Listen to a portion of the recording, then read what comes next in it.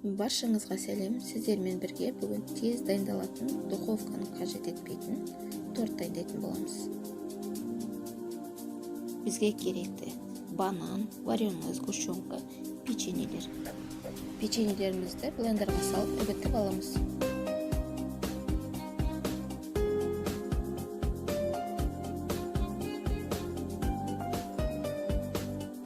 Оның үстіне ерітілген сармай құямыз. Жақсылап араластырып аламыз.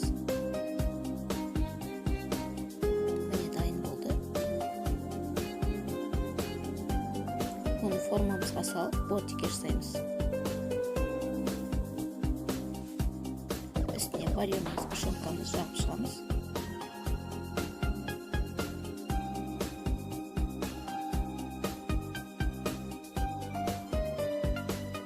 Енді бананымызды майдалап турап аламыз.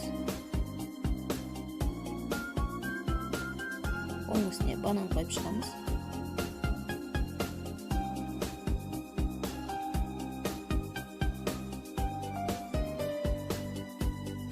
Енді кремімізді дайындаймыз. Бізге керекті сливки.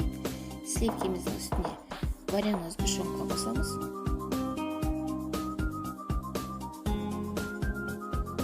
Жақсылап миксерлеп аламыз.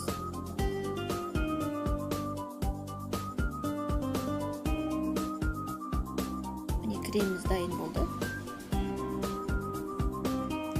Кремімізді кондитер қапшығына салып, видеодағыдай барлығын бананның үстіне құйып шығамыз.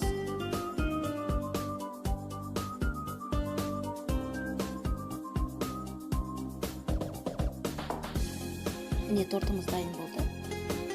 Бетіне какао ұнтағын себеміз. 1 сағатқа тоңазытқышқа салып қоямыз.